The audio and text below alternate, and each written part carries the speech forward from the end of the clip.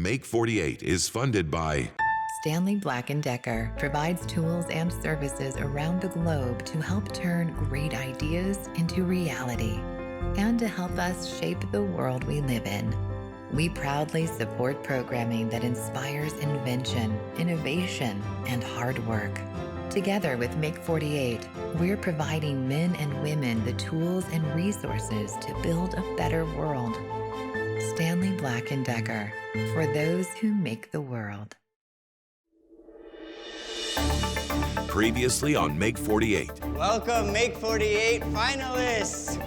Wichita, Madison, Indy, and Hartford. Welcome. The teams were given a product category, STEAM toys, and 48 hours. The specific area in which you will be innovating this weekend is STEAM toys.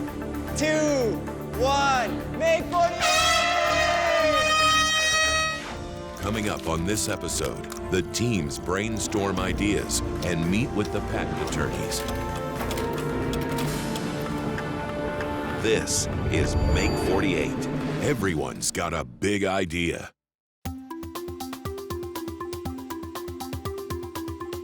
I was really excited when I heard the prompts because I think it's gonna be really fun, and I'm a huge advocate for STEAM and just like having children start to get into STEAM sooner. So I was super excited to hear about that category.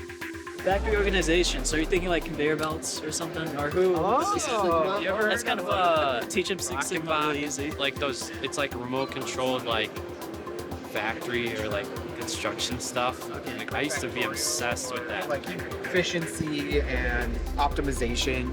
I'm trying to think of how we can put something drop different shapes into this machine and it sorts it out.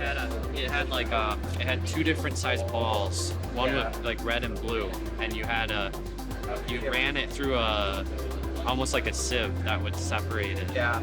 I kind of think it might be difficult because there's a lot of stuff that's already been done with toys. So coming up with something new is going to be tough. I'm imagining, use your app. You have some like grid paper thing, some toy where you're doing some sort of drawing or maybe building stuff in this space, and then that is converted into augmented reality in a way that could be fun, branded, whatnot. Well, I like the idea, like you mentioned there, Johnny, about having AR and something in the app space that interacts with the physical toy. I think that's a good avenue. Well, at the beginning stages, it's real simple. The teams, there's a lot of deer in the headlights. People say, oh my gosh, what am I going to do? Some people there, they got it. And they know exactly what they're going to do. I think one thing that we're worried about in getting into this category of toys, where we were in games before, is not leaning into our previous builds or our previous ideas and really starting from scratch to understand, okay, what is a toy and how do we keep it in that category?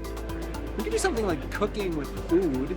Yeah, that played some. Tyler, what kind of a little bit hard. I think the biggest thing was hands-on, right? Like, I like to see the concepts. I was big into taking things apart and understanding why they were broken down so you can bring it back together. So that was what started my interest in mechanical. So if there's a way that you can incorporate assembly, disassembly to bring the concept home, I think that's important. So I think the next step is really to start narrowing everything down. The category was so broad yet specific that there was a lot of struggle in the brainstorming session. It's a little bit daunting, a little overwhelming, but it's not out of our wheelhouse, I don't think. I think it's something that we've all got some background in some form of that kind of education, and I think the daunting thing to me is just how wide open that space really is. We're trying to think of some sort of lighting panel or like customizable LED that could go into a hospital setting, and kids could use colored tiles and kind of add and subtract different colors to create new colors, and then kind of build from it as as they stay in the room, and it kind of brings a little bit more vibrance, warmer color to the room, and something that they can kind of learn from, and I don't know, give the space its own personal vibe. I think that lighting can do a lot to a room, so being able to let the kids learn through that would be you have 48 hours to get this project done, but that's not the whole 48. It's just like, there's a certain amount of time that you can dedicate to brainstorming. So when you have something that's very broad, it's hard to narrow it down. So because you got to start building soon, and then you have meetings with the patent attorney and the focus groups and other things. So it's really not a whole 48 hours. That's just a fraction of it, that you have to really come up with your idea. And then what's the cylindrical or the more like 3D one that you were thinking with like? So we had just a base with a soft LED bulb in the middle, and you built up some kind of tiles around it. You would see the light come out of those tiles, and you could build a cylinder, square, whatever shape, so that you could potentially layer on colors on top of it. We are hoping to make something that will help us to communicate with the children that are sick. We don't know what the go-between will be.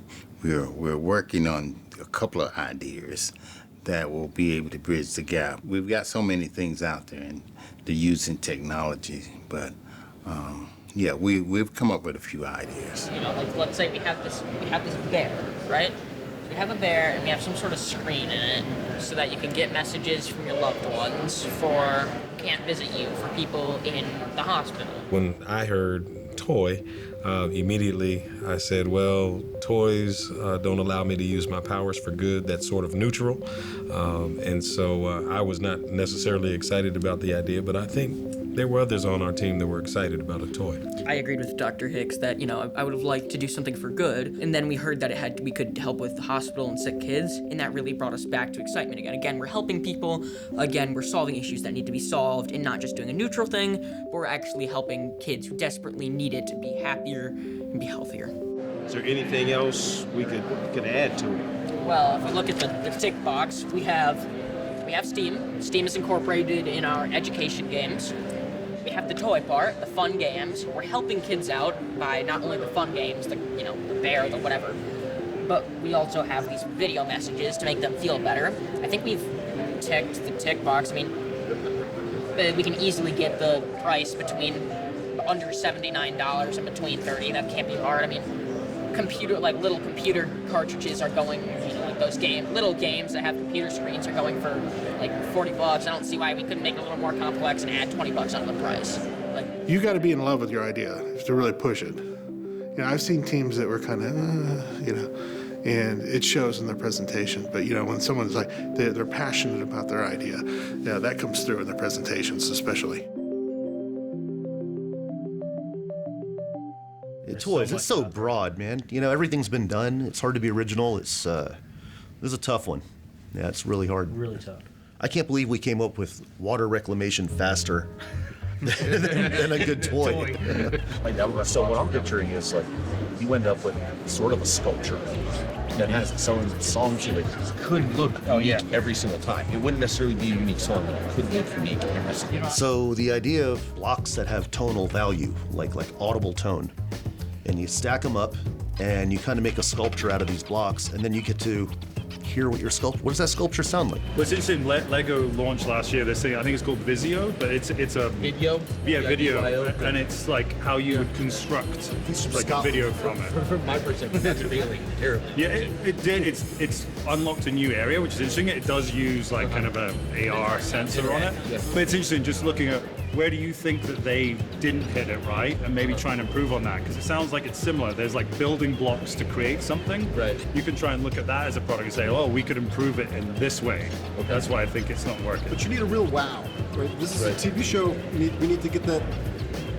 Where's the excitement? How are you going to get everyone in the room to be like, oh, that's cool? We want to see you guys doing air guitar, and that's what kids think when they think about music. It's I want to be, or the beat dropping. There's those moments. I can imagine you guys got into a band because you want to stand on stage and rock out. Right. That's what the same thing with toys. You're trying to I don't know, emulate something, or you're trying to like Let's become analyze. something. Look, you should look up in the. We've got computers here. Go on Amazon, see what the biggest selling music toys are. Right. Then the big successes in the industry, like the last big musical success, I would say was like Paper Jams. Yeah. From WowWee about 10 years ago, and that was all over the place. Right. And where they failed was their extensions. Nobody bought the amps, and nobody bought the other stuff. Put the whole line out of business. So your extensions are just as important as your main product. Yeah.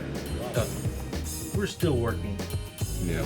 We had an idea we were pretty hot on, and after talking to some of the mentors here, we kind of got shot down, and now we're a little bruised. I don't know if we're going to get rid of this idea or not yet. We might say, to heck with it and do it anyway. Dropping knowledge bombs.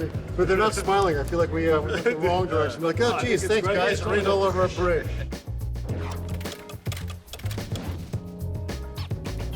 All right, teams, we are 2 hours into the competition. Ideas are flowing. Now it is time for each of you to find out if that idea is still good for you with the patent attorneys. You'll have 15 minutes with Andrea and Chris to go over your ideas you have so far, and you'll have another 46 hours after that to keep going. In order to have something patentable, 3 things have to happen. The invention needs to be useful and solve a problem. It needs to be novel or new. And then when we get into that obvious standard, you want to make sure that it's not something that you're just changing the color, the size, the shape, so that you can have something that's patentable. But what we're seeing today is that everyone may not have a patentable idea, but that doesn't necessarily mean it's not marketable. So I'm thinking like hospital, what can the child, and from there, the first idea was how to package something. And then we thought tiles, and then we thought games. Hypothetically, there's a game called 24. That's just number cards that have like 4 numbers on them. If we were to do like even something like 20, like if we were to do tiles with a selection of just like random tiles that then multiply, add, divide, or subtract to 24, is that more or less the same thing?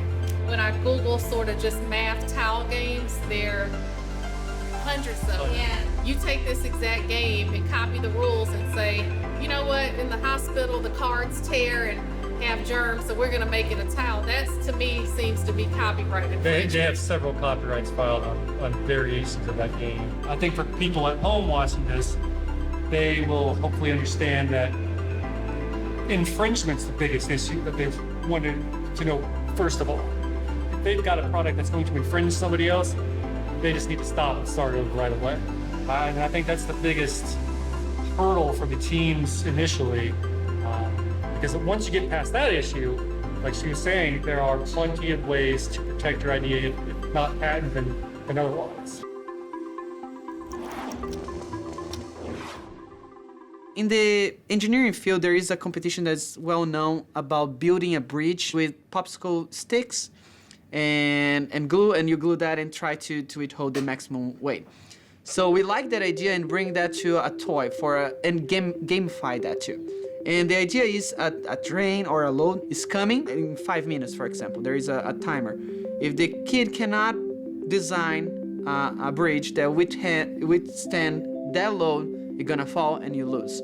You also can play against other people, and for that, you have like a deck of cards, for example, and you pull that and may say, oh, you can steal one part of your opponent. Or you can say, oh, you cannot use certain size of material. Are you drawing any inspiration from any particular games with the cards? Like, are you thinking on something that you've played already? No, or not really. Just coming out loud. Yeah. Okay. I would encourage you to just think of some of those games and like what made the card aspect of that exciting. Think of like games like Uno, like a reverse, or like, you know, you think you got him and then he gets you back with something, right? Like, so how do you make the game, the card aspect of it, an actual exciting thing and not just like kind of part of the rules, if that makes sense? You can have like a challenge deck, action deck, and extra something. Yeah, any of those. Just look at any games that you've seen or that you know are really popular right now, or even some more niche games, and like where do you draw inspiration to have like the flow of the game, something that you want to continue? We got chemical separation. So as a chemical thing in college, they took sand and sugar and mixed it together and they had to separate it. Yeah. In his gas tank. So you had to kind of figure out how to do it, but you had to use fire and water. But there's going to be a. Did you say fire? We might want to go to the next one. Yeah, that's what I said. You had to boil off the water. You had to filter out the sand and then boil off Well, the this water. is still a better item. Again, Yes. we're on TV. You want a demo? They're brainstorming here. Come on. Come on. What else we got? Okay, Well, we had a Gear drive. gear drive for other different things. But Okay. a lot of that's been done. Quite a bit of it's been done. Yeah. Gears for different. Yeah, building model cars. Also, a lot of and things. pressure to build that and to get it to work. Yeah.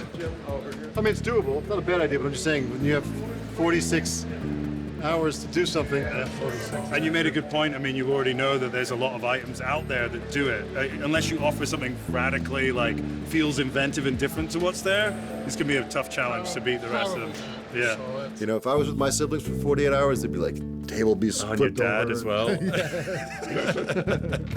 But the cool thing about them is they're actually they act like kids around the table, and I think that's probably the team that you can feel the most. A lot of giggling. Yeah, a lot of giggling, and they're playing pranks on each other. When we first went to their table, they had about 10 ideas. Oh yeah. You're right. They did start with they were probably the one team that had the most ideas. I'm surprised how many people didn't just take longer to come up with ideas, because when we do stuff, we're like hundreds of ideas filtering down to one. Decks of drawings and stuff. Yeah, and you kind of throw them all out there and get inspiration, go out, Mix and them look up, at things. take Yeah, a piece of mix this and from match. mix with that, yeah. They were probably the closest, I think, to doing a little bit of that. But I already think they have a couple of strong things. I think they can quickly get going. And the one thing that the mentors didn't scrap was we wanted to do a trajectory launch pad, launch rocket, and learn the trajectory of the launch based on the pressure and the angle, and then have it release balloons on the base of the target. If they went with this item,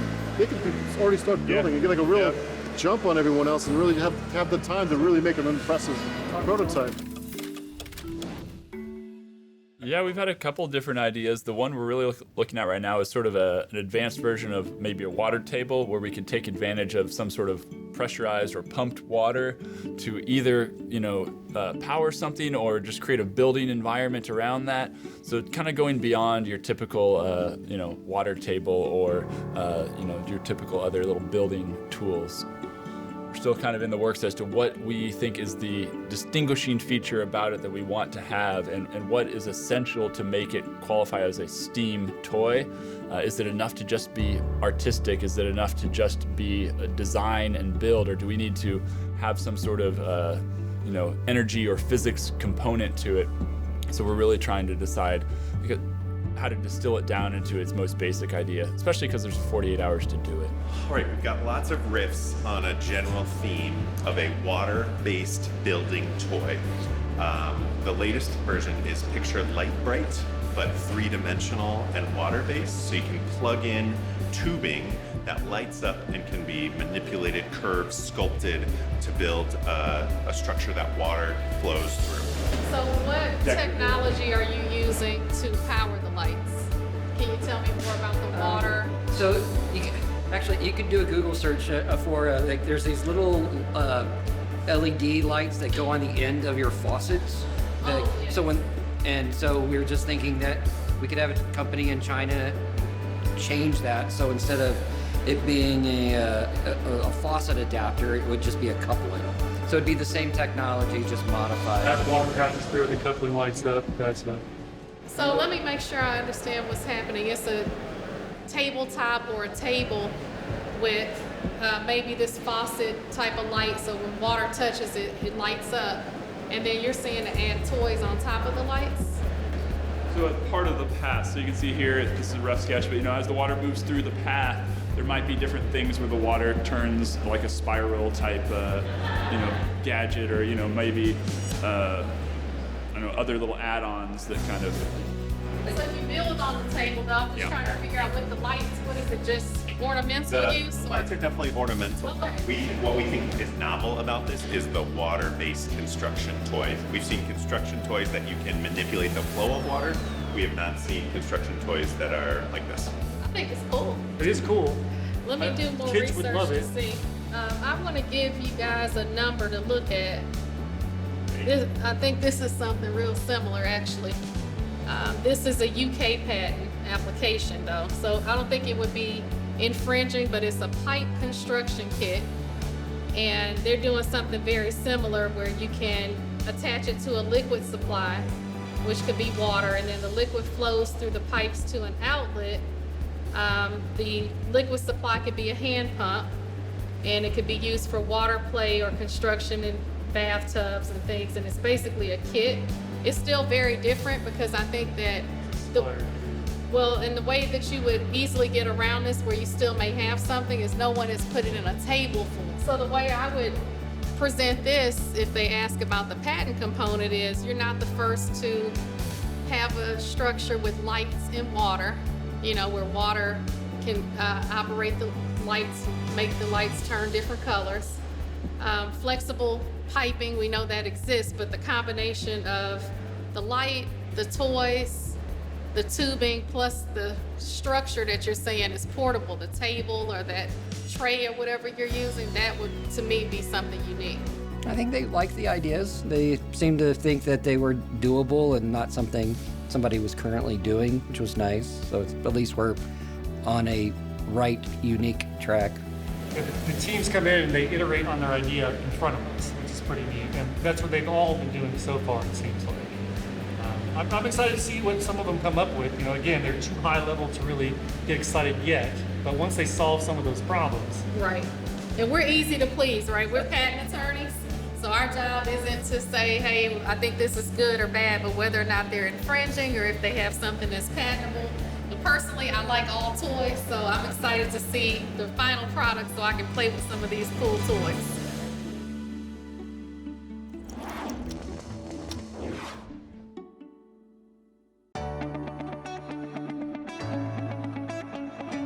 We are dealing with the best of 4 cities of competitions.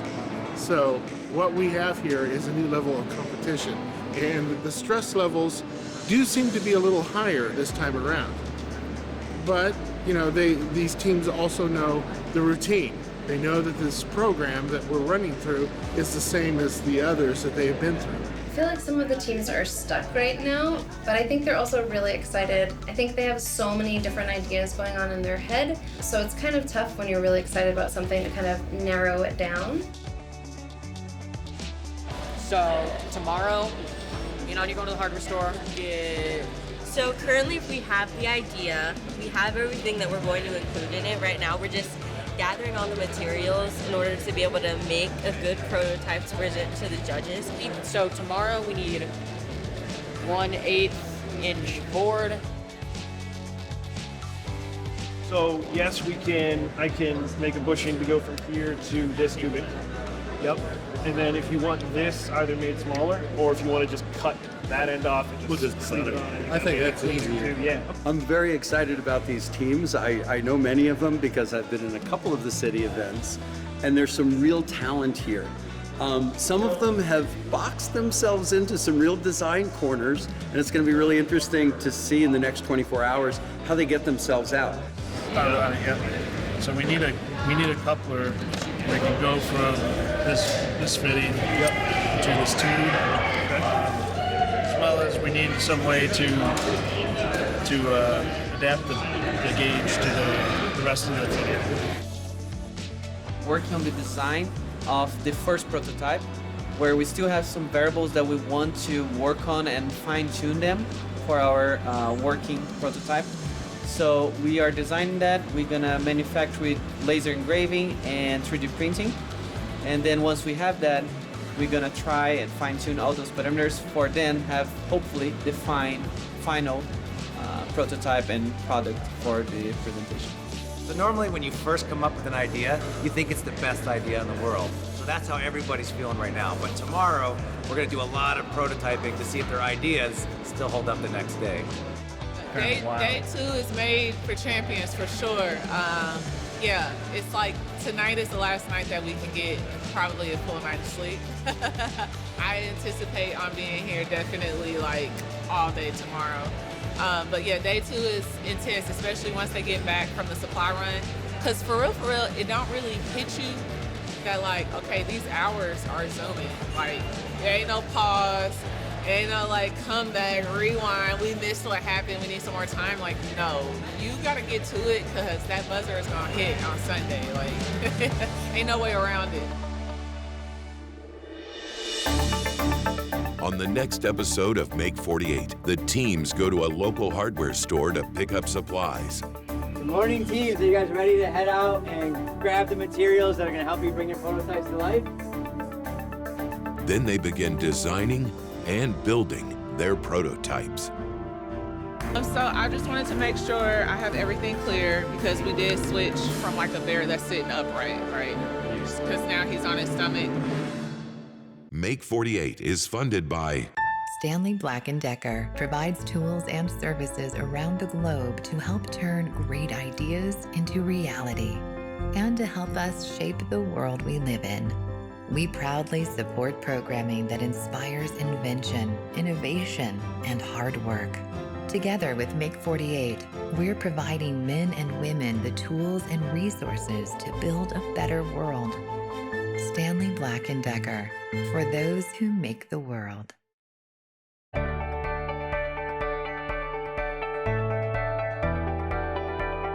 To learn more about the invention process and to get to know the teams, visit Make48.com.